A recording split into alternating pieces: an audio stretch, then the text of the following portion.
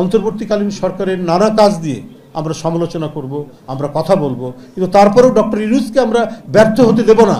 মানুষের বিরুদ্ধে একটি দর্শন দাঁড় করাতে গিয়ে যে রক্ত ঝরিয়েছে, যে নির্মমতা করেছে, এটার কখনোই প্রত্যাবর্তন হবে না।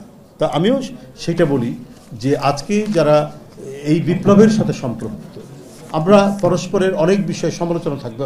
আমি এর আগেও বলেছি, অন্তর্বর্তীকালীন সরকারের নানা কাজ দিয়ে আমরা সমালোচনা করব, আমরা কথা বলবো, কিন্তু তারপরেও ডক্টর ইউনূসকে আমরা ব্যর্থ হতে দেব না। কারণ তিনি যে কথাটি আমাদের ভারপ্রাপ্ত চেয়ারম্যান বলেছেন কয়েকদিন আগে, যে উনি হলেন এই রক্তঝরা আন্দোলনের মধ্যে দিয়ে সরকার হয়েছে।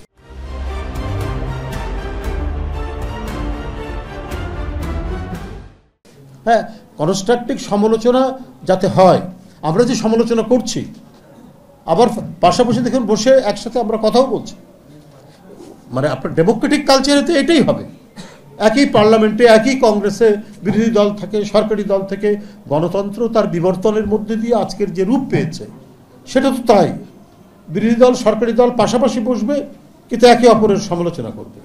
এখন আমরা কথা বলছি, ডক্টর ইউনূস সাহেবের বিরুদ্ধে কথা বলছি, অন্তর্বর্তীকালীন সরকারের বিরুদ্ধে সমালোচনা করছি, কিন্তু এটা করার পর মনের মধ্যে এই ভয়টি নেই যে আমি গুম হয়ে যাব, বা আমাকে ধরে নিয়ে গিয়ে, বা বাসা থেকে আমার স্ত্রীর পাশ থেকে ধরে নিয়ে গিয়ে আমি ক্রস ফায়ারের শিকার হব, সেই ভয়টি তো নেই। কমপক্ষে ওই জায়গা থেকে তো আমরা মুক্তি পেয়েছি, ওইটুক নিঃশ্বাস তো আমরা নিতে পারছি। তো সুতরাং একটি গণতান্ত্রিক পরিবেশ থাকলে পরে সেখানে অনেক কিছুই সম্ভব। আপনার কি বলে যে সাহিত্য, শিল্প, বিজ্ঞান প্রত্যেকটি বিকাশ হওয়া সম্ভব। আপনার রাশিয়াতে বিপ্লব হয়েছে, কিন্তু আপনার এক ধরনের সেখানে আমি বলবো যে সীমাবদ্ধতা ছিল। সীমাবদ্ধ থাকার কারণে পৃথিবীর যারা মুক্তমনা কবি, সাহিত্যিক, বিজ্ঞানী বা গুণীজনরা এরা হচ্ছে নিজেদের যে চিন্তার স্বাধীনতার জায়গা খোঁজে, তারা একেবারে স্রোতের মতো আমেরিকার দিকে ছুটে গেছে। ফলে আপনার 1945 থেকে পরবর্তী পর্যায় পর্যন্ত আজকে পর্যন্ত আপনার জ্ঞান বিজ্ঞানের চর্চা যেটা মার্কিন যুক্তরাষ্ট্র অথবা গণতান্ত্রিক বিশ্বে যেটা হয়েছে, অন্যান্য যেখানে একদলীয় শাসন, কর্তৃত্ববাদের শাসন, সেখানে হয়তো অন্যভাবে নানাভাবে হয়তো কিছুটা এগিয়েছে, কিন্তু এদের মতো করে এগোতে পারেনি। এবং নাগরিক স্বাধীনতা যেখানে নিশ্চিত হবে, যেখানে সেই নিশ্চয়তাটুকু থাকবে, সেখানে অনেক কিছুই করা সম্ভব হবে। এমনকি সবচেয়ে যে দুর্ভিক্ষের কথা এখানে আলোচনা করা হলো, সেই দুর্ভিক্ষও আপনার মোকাবেলা করা যায়, নিরসন করা যায়, দুর্ভিক্ষে ঠেকানো যায় আপনার যেখানে নাগরিক স্বাধীনতা নিশ্চিত আছে, তথ্যের অবাধ প্রবাহ আছে। সেটাও তো আপনার গবেষণার দ্বারা প্রমাণিত হয়েছে। অমর্ত্য সেন সেই প্রমাণ তো রেখেছেন। কিন্তু আমার অবাক লাগে, এই কথা বলেই আমি শেষ করব, যে আমার অবাক লাগে যে ভারতের মতো একটি গণতান্ত্রিক দেশে এমন নির্লজ্জের মতো ওখানকার মিডিয়া, কিছু সাংবাদিক ওই একই ধরনের বয়ান তৈরি করছেন। শেখ হাসিনা যেমন করেছেন, সে এক ফ্যাসিস্টের পক্ষ অবলম্বন করে বয়ান তৈরি করছেন, এবং তাদের মনে হচ্ছে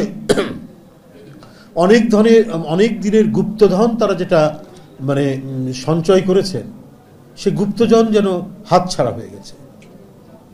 সেই গুপ্তধনের উপর মনে হচ্ছে যে একটা দানব বোধহয় শুয়ে আছে তাদের কথার মধ্যে, আমরা এইটা মনে হচ্ছে আর কি। আজকে যে গণতন্ত্রের পথরেখা অনুযায়ী একটা গণতন্ত্রের চর্চা, অনুশীলন এবং একটা গণতান্ত্রিক রাষ্ট্র এবং সমাজের যে বিকাশ হওয়ার সম্ভাবনা যেটা তৈরি হয়েছে, এটা কোনোভাবেই তারা করছেন না, কি বলে, এটা সহ্য করতে পারছেন না।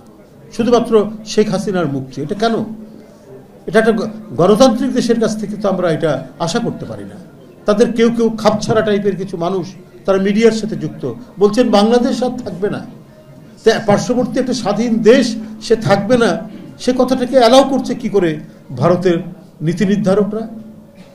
এবং এই যে শেখ হাসিনার যে বক্তব্য, তাকে আশ্রয় দিয়েছে, ঠিক আছে, সেটা দিতে পারে, কিন্তু তাকে ফ্রি হ্যান্ড দেওয়া, যে সে বলবে বাংলাদেশের বিরুদ্ধে, বাংলাদেশের এখানকার যে পরিবর্তন হয়েছে সেখানে তার মন গড়া কথা বলছে, উস্কানি দিচ্ছে, মানে একটা অরাজকতা তৈরির প্রচেষ্টা চালাচ্ছে, এবং সেটা চালাতে গিয়ে যে প্রতিক্রিয়া হচ্ছে, সেই প্রতিক্রিয়ার আপনার পক্ষে অবস্থান নিচ্ছে ভারতের পলিসি মেকাররা। এটা অদ্ভুত ব্যাপার। আজকে এখানে আপনাদের এখানে আসার সময় দেখলাম ধর একজন ওই কি বলে গাজীপুরের মেয়র, সে তার বক্তব্য সময় টিভিতে দেখাচ্ছে যে আমাদেরকে যদি রাজনীতি করতে না দেওয়া হয়, আমাদের যদি কর্মসূচি পালন করতে না দেওয়া হয়, তাহলে কেউ শান্তিতে থাকতে পারবে না, অর্থাৎ হত্যার হুমকি দিচ্ছে রীতিমতো। তো এই সাহসটা কে দিচ্ছে? সেই সাহসটা দিচ্ছে আপনার পার্শ্ববর্তী দেশ থেকে শেখ হাসিনা উস্কানি দিচ্ছেন এবং তাকে সাপোর্ট করছে তাদের পলিসি মেকাররা। এটা তো বাংলাদেশের সার্বভৌমত্বের উপর সরাসরি হস্তক্ষেপ, ভয়ঙ্কর রকমের হস্তক্ষেপ। এটা একটা স্বাধীন গণতান্ত্রিক দেশের উপর আরেকটি স্বাধীন রাষ্ট্র, এটা তো চরমভাবে আন্তর্জাতিক রীতি নীতি সমস্ত কিছু লঙ্ঘন করে এই কাজটি করছে।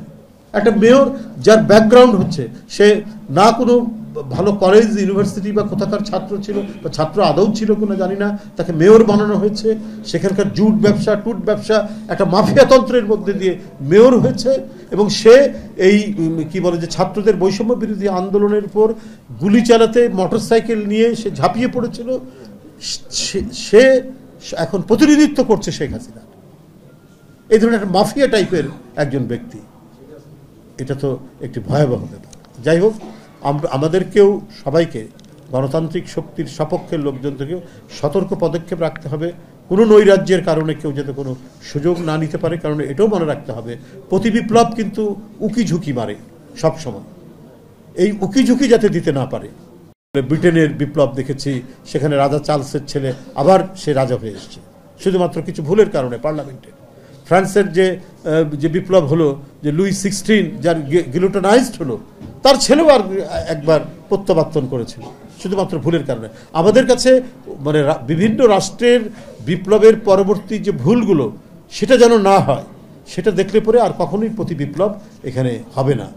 আমরা গণতন্ত্রের